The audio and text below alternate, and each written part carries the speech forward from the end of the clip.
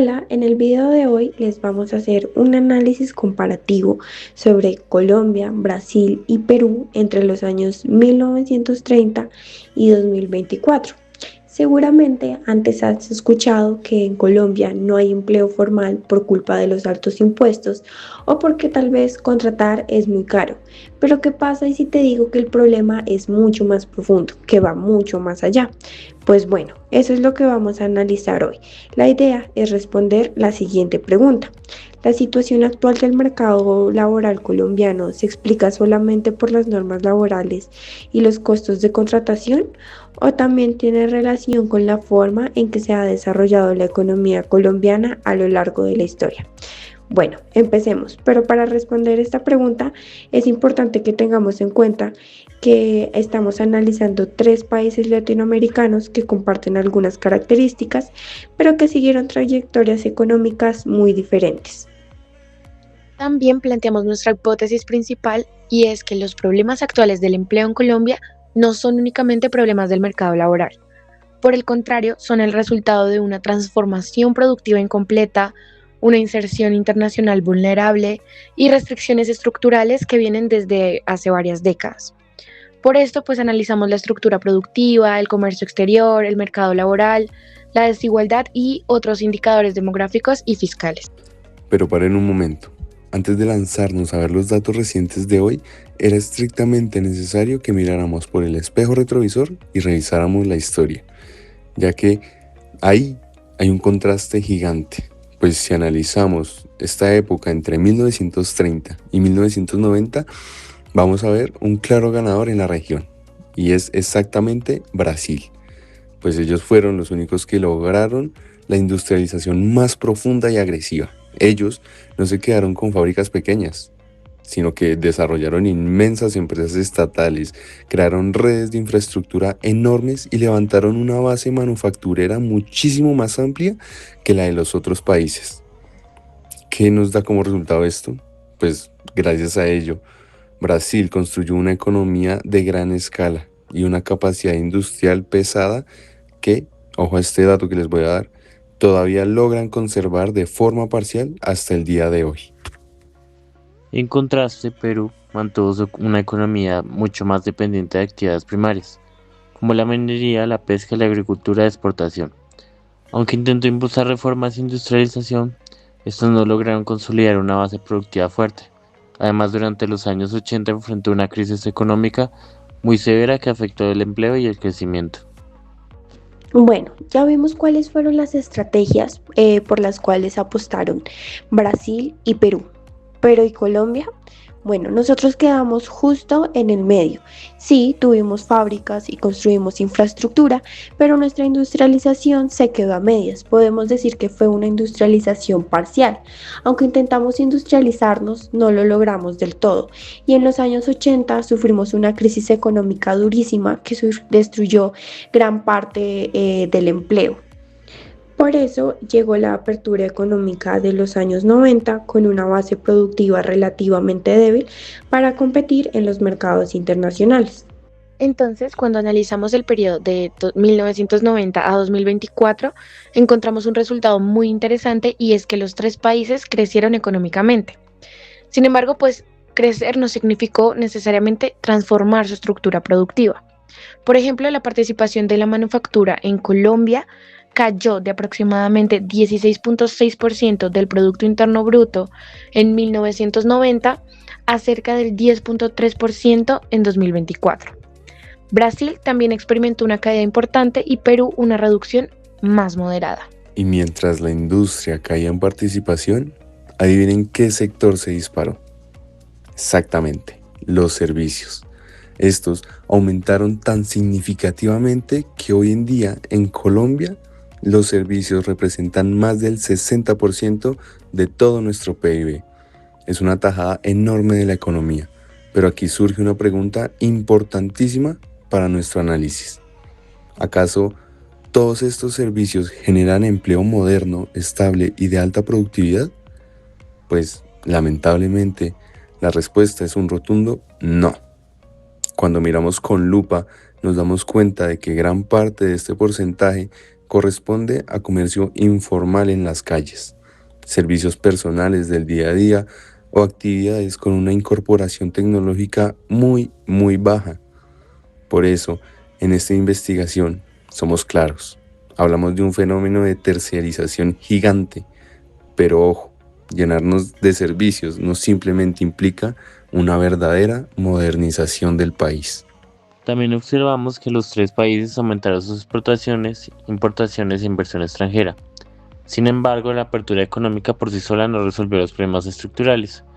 Aunque hubo más integración internacional, la manufactura siguió perdiendo participación y persistieron problemas relacionados con la productividad y el empleo. Aquí presten mucha atención porque llegamos al verdadero núcleo de todo nuestro análisis, que es el mercado laboral, y en este punto encontramos un dato que creemos que es el dato más impactante y revelador que nos dejó toda la investigación.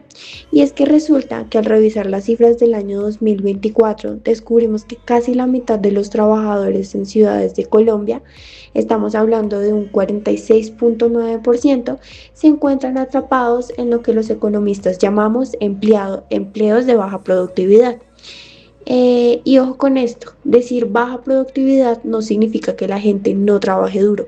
Al contrario, los colombianos trabajan muchísimas horas. Lo que este número realmente significa es que casi la mitad de nuestra fuerza laboral urbana está en rebusque, en negocios muy pequeños o en actividades que generan tan poco valor económico que es casi imposible que los trabajadores logren un buen salario, ahorren o mejoren su calidad de vida a largo plazo.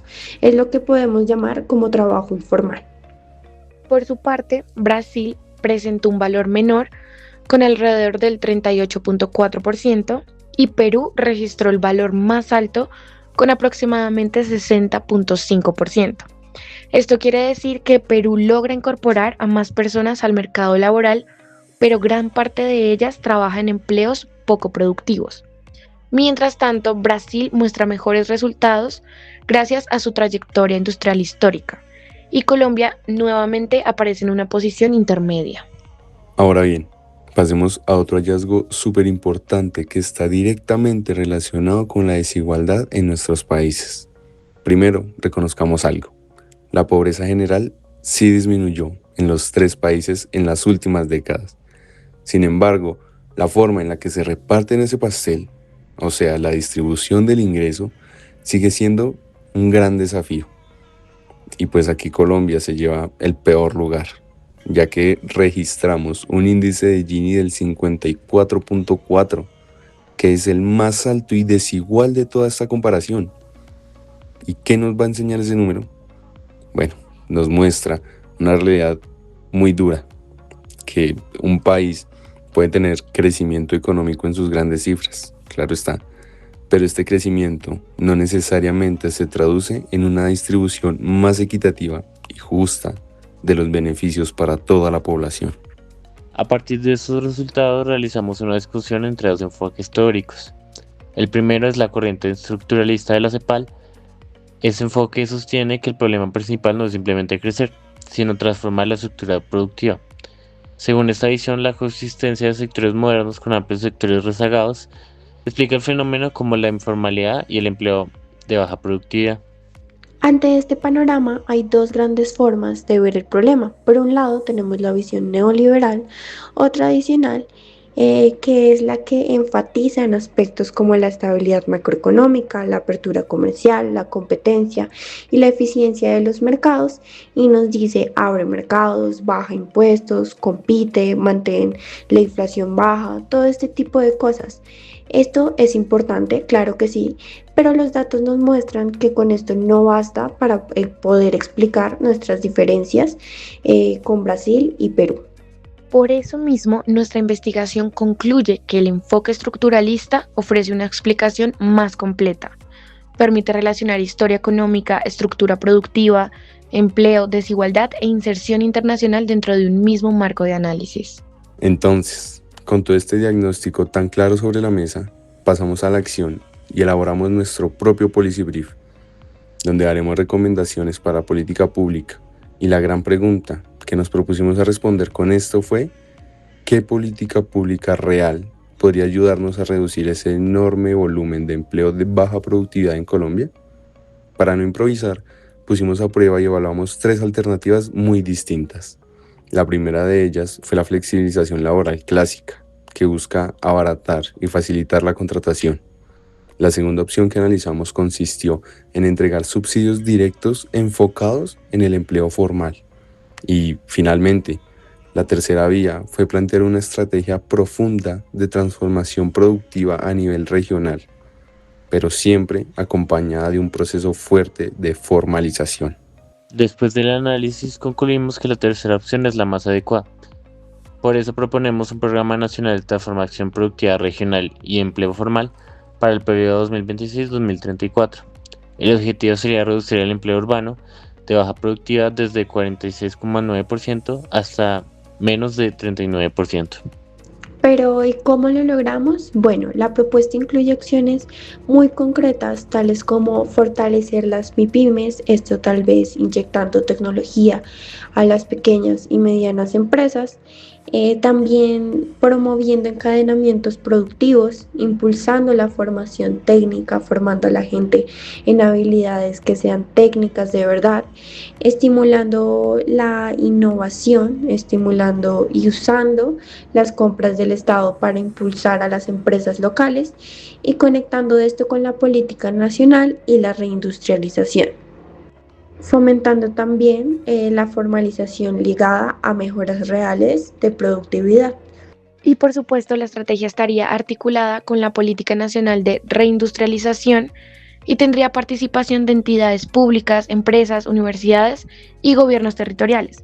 Entonces, nuestra idea central es que la formalización sostenible requiere productividad y no solamente reducción de costos laborales. A modo de conclusión, lo que encontramos es cómo armar un rompecabezas, pues la calidad del empleo que tiene un país depende en una medida gigantesca de la estructura productiva que lo sostiene por debajo. Es decir, los problemas laborales que vivimos a diario en Colombia no pueden entenderse simplemente como un hecho aislado o por culpa de una sola ley. Claro que no. Están profundamente conectados con nuestra historia económica a lo largo de las décadas, con esa transformación productiva que se quedó a medias y con la capacidad real que tiene el país para lograr generar sectores que sean genuinamente modernos y competitivos a nivel mundial. Finalmente, consideramos que Colombia necesita una estrategia de desarrollo que combine productividad, innovación, sostenibilidad fiscal y generación de empleo formal. Solo así será posible reducir de manera duradera el empleo de baja productividad y mejorar el bienestar de la población. Muchas gracias.